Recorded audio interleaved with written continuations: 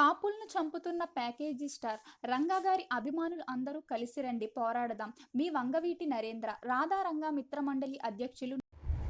అందరికీ నమస్కారం. నేను మీ వంగవీటి నరేంద్ర. ఒక 3 రోజుల క్రితం జరిగినటువంటి కందుకూరు నియోజకవర్గంలో మన కాపు సోదరుడు తిరుమల శెట్టి లక్ష్మీనాయుడిని అదే గ్రామంలో సంబంధించిన తన ప్రాణ స్నేహితుడని చెప్తున్నారంట. ప్రసాద్ అనే వ్యక్తి కమ్మ సామాజిక వర్గానికి సంబంధించిన అతను కారుతో గుద్ది దారుణంగా చంపేయడం జరిగింది. అట్లానే వాళ్ళ సోదరులిద్దరు కూడా చాలా ఘోరమైన పరిస్థితుల్లో అస్వస్థతకి గురై హాస్పిటల్ అడ్మిట్ అయి ఉన్నారు.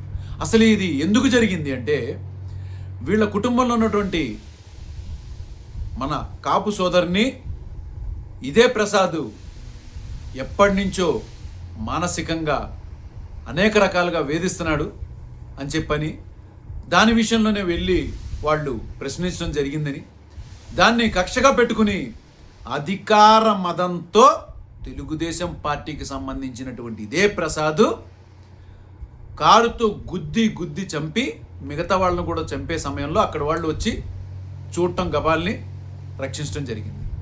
దీన్ని బట్టి మీ అందరికీ ఏమర్థం అవుతుంది? దీని మీద పాపం మన కాపు సోదరులు, పెద్ద పెద్ద నాయకులు, టీబీకే జేఏసీ హెడ్లు, south India head, north India head, all India head, ఈ హెడ్లందరూ కూడా స్పందించారు. మరి ఈ హెడ్లందరికీ కూడా నేను అడుగుతున్నానండి, మీకు తెలీదా? తెలుగుదేశం పార్టీ అనేది ఒక స్వార్థపూరితమైన పార్టీ అని మీకు తెలీదా? అతి ముఖ్యంగా కమ్మ సామాజిక వర్గాన్ని వెనకేసుకొస్తుందని చెప్పని మీకు తెలీదా? ఎందుకని తెలీదు?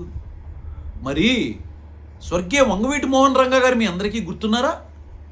మర్చిపోయినట్టున్నారు. ఎందుకంటే ఈ మధ్యకాలంలో కొంతమంది కొత్త నాయకులు వచ్చేసారు, రంగా గారిని మరిపించేటువంటి నాయకులు వచ్చేసారని చెప్పని మీరు ఆనందపడుతున్నారు.